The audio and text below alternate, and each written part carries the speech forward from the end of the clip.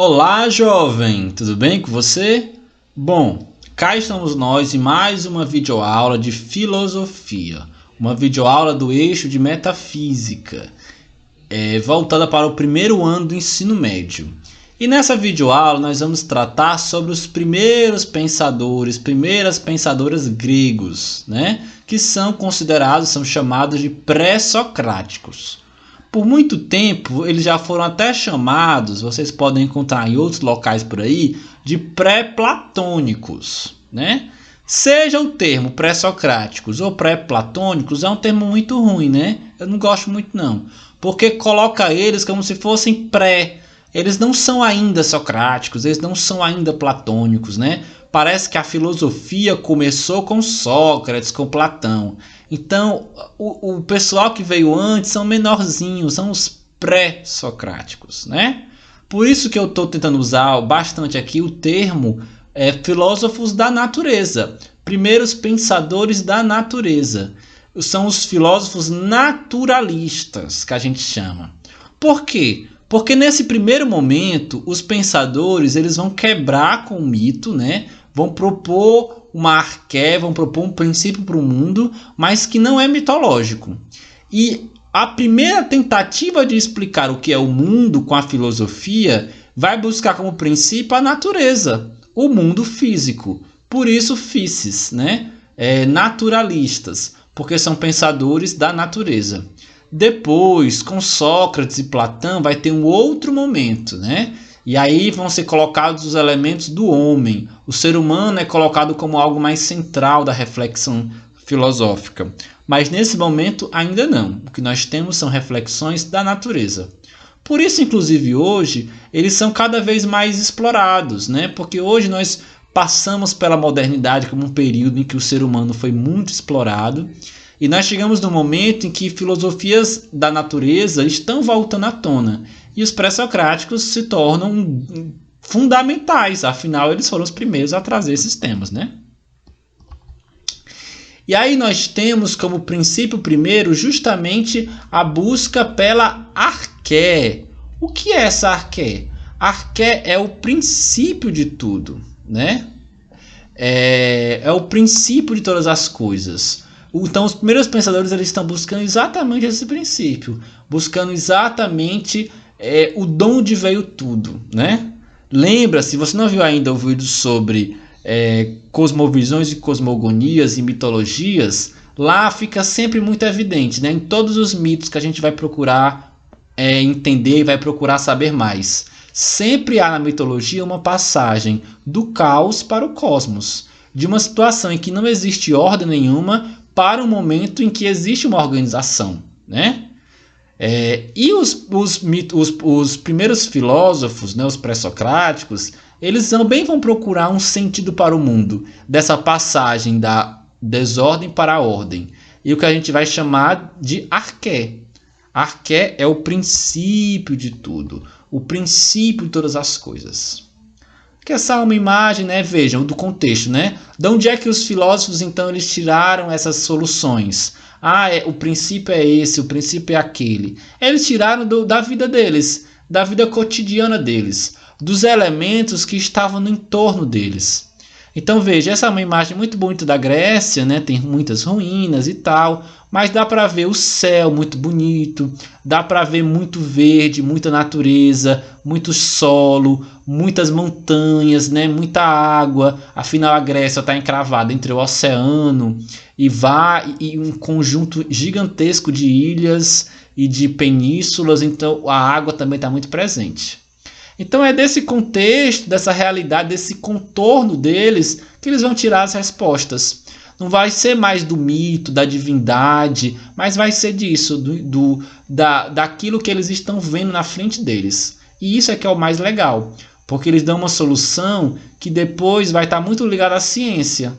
Por quê? Porque é algo concreto, é algo da presença, é algo que é empírico, algo que dá para tocar.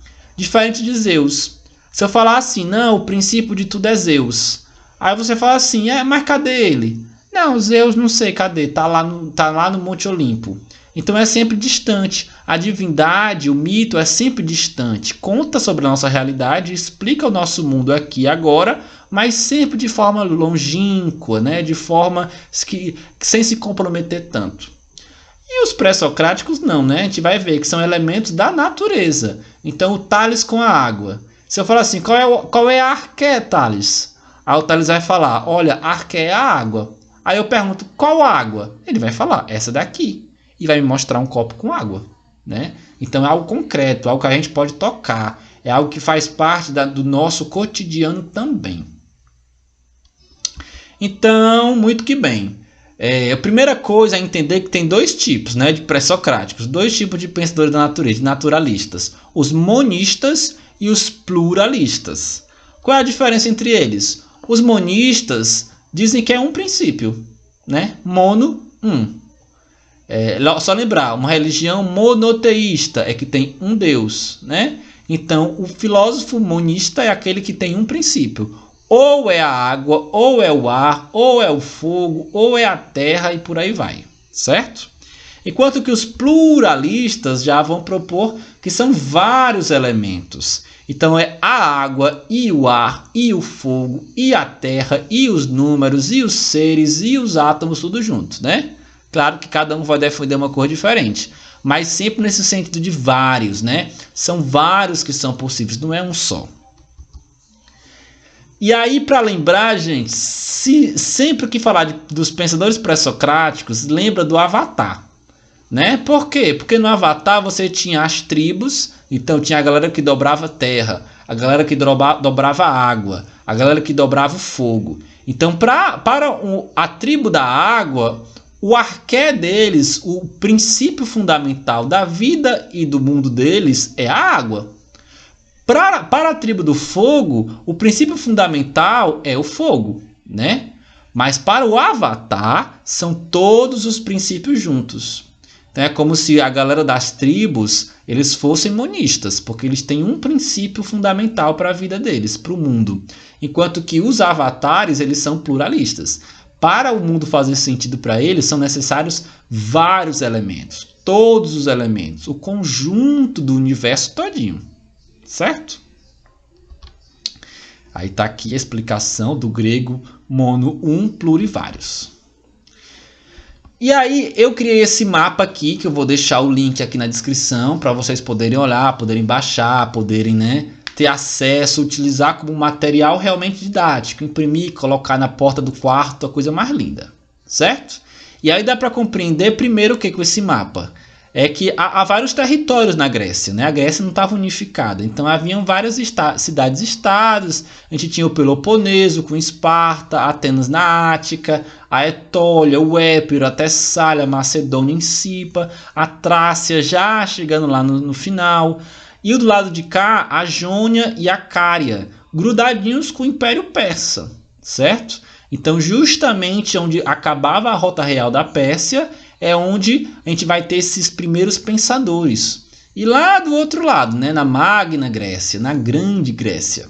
Ou seja, de um lado, do outro. São pensadores periféricos.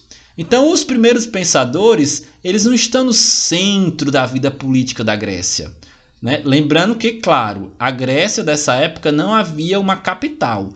Atenas não era a capital da Grécia nessa época. Mas era a cidade mais importante, era a maior cidade, era um porto importante. E a gente só vai ter filósofos, né, relevantes, grandes filósofos, lá na Atenas, com Sócrates e Platão. Né? Porque até o Aristóteles veio de Estagira, ali na Macedônia. Mas passou por Atenas também. Enfim, isso para mostrar como esses primeiros pensadores, por estarem na borda, por estarem na periferia, ainda estão muito associados a elementos de outras culturas. E isso é muito legal. Você vê que até na imagenzinha do Pitágoras, cadê o Pitágoras? Está ali, existe um turbante, né? É um elemento bem oriental e tal. Então existem, e são tradições, são elementos que vieram também da Pérsia com a matemática, a Índia, o Egito, com a engenharia, né, do Egito, com a astronomia também muito forte desses povos e que vão desembocar exatamente na Grécia, por vários fatores, né? Fazer depois um videozinho explicando essa questão do nascimento da filosofia e dessa relação entre a filosofia e os povos do entorno da Grécia, certo? Mas por hoje a gente vai ver esse grupo de filósofos. E aí eu separei por cores, né? Existem os monistas, existem os pluralistas. Existem os milesinos, a galera de Mileto, né? Tales, Anaximandro e Anaxímenes. E a gente tem outros monistas, Heráclito e Xenófanes, né? Enquanto que a gente tem os pluralistas, né? Os pluralistas da Eleia, que são Parmênides, Zenão, Melisso, e outros pluralistas, Leucipo, Demócrito, Anaxágoras. Muita informação, né? Para dividir quem é quem. Ainda tem os pitagóricos ali no canto. E o Empédocles, que também é pluralista. Mas a gente vai ver com calma, grupo por grupo, e ver qual é o princípio para cada um, sem se desesperar, certo? Primeiro grupo são os monistas de Eleia, os eleatas.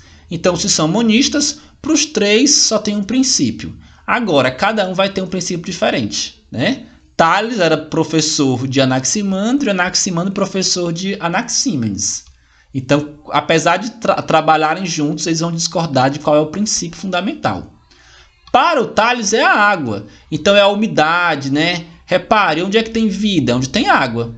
Você vê ali no Egito, onde não chove, onde não tem água, é deserto. Mas aonde passa o rio Nilo, vida, oásis. Por quê? Se a gente abrir, sai sangue. Sangue é considerado líquido, né? Então, também tem a ver com a água. Essa água não é só o H2O. Ela é o líquido, ela é o úmido, ela é o oceano, é o rio. São todos esses elementos que trazem a água como parte fundamental ou como característica, né? Tudo isso junto. Sempre lembrando, essas arqués, esses princípios, eles são os elementos. A água de Tales é a água de beber. Mas também é muito mais do que água de beber, certo? Então esse princípio, a água de beber, ela é como se fosse a face concreta do princípio. A face plena do princípio. Mas o princípio, ele, por ser um princípio, por ser uma arqué, ele está em todas as dimensões da vida, né? Então a água, aquilo que a gente chama de ciclo da água, o Tales vai estar observando já. Ele vai perceber que a água evapora, a água sobe, depois vira nuvem, depois desce. Então a água está o tempo todo na vida. Por isso que ele pensa como um princípio. Não é sem querer... Não é uma bobagemzinha, é uma água... Não, é toda uma profundidade, toda uma complexidade por trás. E aí eu vou tentar colocar sempre frases que vocês podem parar e ler com calma a frase deles, né? Já o Anaximandro vai propor que é o áperon, né? O que é esse áperon? É o indeterminado. Dizem que o Anaximandro é o mais profundo dos pré-socráticos. Porque esse indeterminado, ele é concreto, ele é natureza, mas ao mesmo tempo já é mais subjetivo, mais metafísico mesmo, né?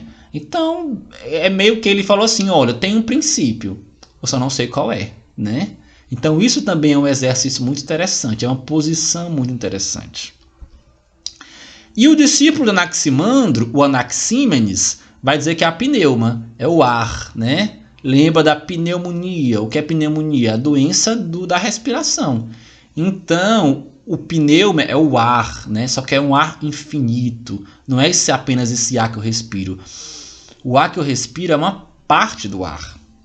E é interessante que nessa frasezinha aqui dele, olha o que ele está falando. Como nossa alma, que é ar, soberanamente nos mantém unidos, assim também todo o cosmos sopra e ar o mantém. Olha só, então a alma é ar. Então isso é um elemento, inclusive, bastante mitológico. Até na Bíblia, né, a gente vai ter esse elemento. Deus sopra o barro. E aí o sopro de Deus dá ânimo. Né? A palavra alma vem de ânimo, que vem de sopro, de vento, de ar. Então existe essa relação entre aquilo que nos preenche, que nos completa, a nossa alma, o nosso ânimo e o ar. Né?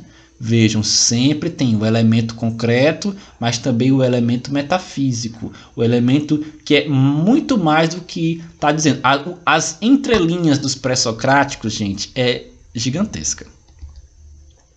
Até porque, um detalhe, não chegou nenhum livro deles. Nenhum desses pensadores aqui do pré-socrático chegou um livro, como Platão, a República de Platão. Chegou até nós, está lá o livro. Agora eles não. O que chegou para a gente são fragmentos. Às vezes Tales não chegou nenhuma única frase do Tales até nós. Chegou a fofoca, né? A doxografia. Então disseram que Aristóteles disse que o Tales disse, né? O Simplício disse que o fulano disse. Dá até para ver, ó. No Tales, essa frase do Tales aí foi tirada de um cara chamado Simplício. Simplício, ele juntava fragmentos, né, de frases. E a gente só sabe que o Tales falou isso porque o Simplício escreveu. A gente só sabe que o Anaximandro escreveu o que ele disse aí por causa do Simplício também, certo? E aí já no caso do Anaxímenes é por causa do Aécio. Então reparem isso, né? Quem foi que deixou para a gente esse relato? Não foi o próprio filósofo, porque não chegou até nós os livros completos. E é isso que torna essa filosofia pré-socrática tão rica, porque é preciso costurar, é preciso fazer mesmo uma arqueologia conceitual. A gente vai juntando as peças, esse fragmento com aquele fragmento, com aquela história, com aquilo, a gente consegue dizer mais ou menos o que é que o pensador propôs. Certo? Outros monistas, Heráclito. Heráclito propôs o fogo como princípio. E esse fogo é muito mesmo, muito mais do que simplesmente queimação, coisa que queima. É o devir, é a mudança, é a transformação, né? Por isso que também um elemento muito famoso do Heráclito é o rio. Por quê? Porque o rio está o tempo todo fluindo, o tempo todo correndo, e ao mesmo tempo é o mesmo rio. Por que o nome de Rio Jaguaribe, Rio Cocó, Rio Maranguapinho? Se a água está passando, a água está passando, a água está passando, né? O que garante que o rio seja o rio é justamente essa palavra, o devir. O rio é devir rio. Ele muda, mas continua como alguma coisa que é ele. Então isso é o logos, que também pode ser chamado como a linguagem, né? A palavra, o verbo, e que verbo traz já o elemento de mudança, de transformação e tudo isso, né?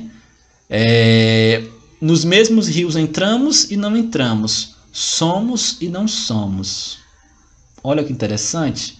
É dele também a famosa frase: ninguém pode entrar no mesmo rio duas vezes, porque o rio já passou e a pessoa também já mudou, né? Eu tomei banho uma vez no Rio Jaguaribe. Se eu for de novo tomar banho no Rio Jaguaribe, vai ser outro Elias, porque eu já envelheci, minhas células já mudaram, quase todas inclusive. Já da pele já saíram todas. E o Rio Jaguaribe já correu. Xenófanes vai dizer que é a terra, né? Terra, água, ar e fogo. O Xenófanes vai propor que é a terra. E o Diógenes, a pneuma, o ar infinito novamente, né? Então, volta, só que aí ele vai trazer outros elementos, o Diógenes. Ele vai concordar com Anaxímenes, né? Com Anaximandro, desculpa. Mas aí ele vai colocar outros elementos que a gente chama de ecléticos, né? Porque esse ar infinito é inteligente. Então, ele meio que já está botando um pezinho para fora da natureza, né? Ele bota um elemento aí racional muito grande.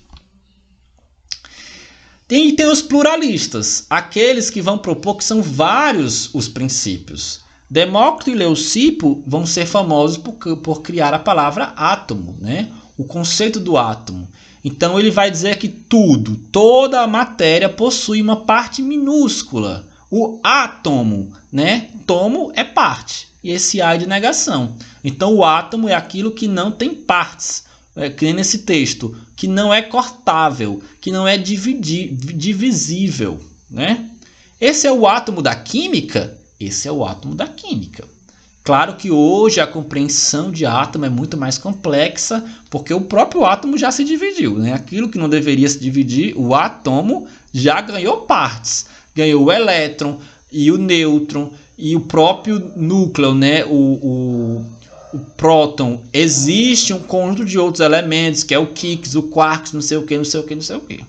Mas essa ideia de que a natureza, na verdade, é composta por partículas minúsculas é uma ideia do pensamento pré-socrático, de Demócrito e Leucipo.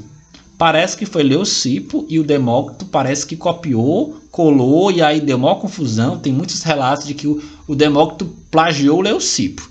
De qualquer forma, é dos dois, né? O Demócrito popularizou e o Leucipo foi quem forjou o termo.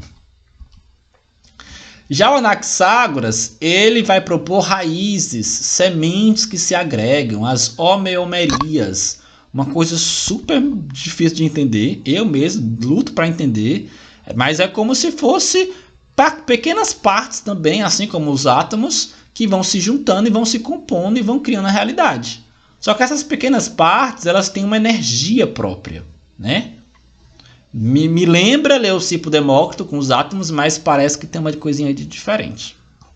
Enquanto que o Empédocles é o próprio Avatar, porque ele vai propor os 4 elementos: terra, água, ar e fogo. E olha que o interessante é que aqui nesse texto dele, pois as 4 raízes de todas as coisas são Zeus, Hera, Aidoneus e Nestes. Uai, como é que a gente pode dizer que esses são os 4 elementos? Porque cada divindade vai representar um elemento. E a gente junta esse fragmento com os outros textos dele e a gente começa a perceber que ele está falando realmente dos 4 elementos. E aí os pitagóricos, né, que os 3 vão seguir Pitágoras na ideia de que o número é o princípio. Tudo é quantidade, tudo pode se transformar em número. Eu tenho dedos, eu tenho 10 dedos, eu tenho 20 dedos, né? Eu sou pessoa, eu sou 1. Né? Uma sala de aula com 50 seres humanos é 50. Então tudo pode se transformar em número. Esse é o princípio da matemática, né? Quando eu crio o teorema, é porque não importa se é esse triângulo ou outro triângulo, são sempre triângulos, né? Quando a gente aprende a matemática, a gente tem até dificuldade porque é complexo isso. A gente fala assim, 5 mais 2.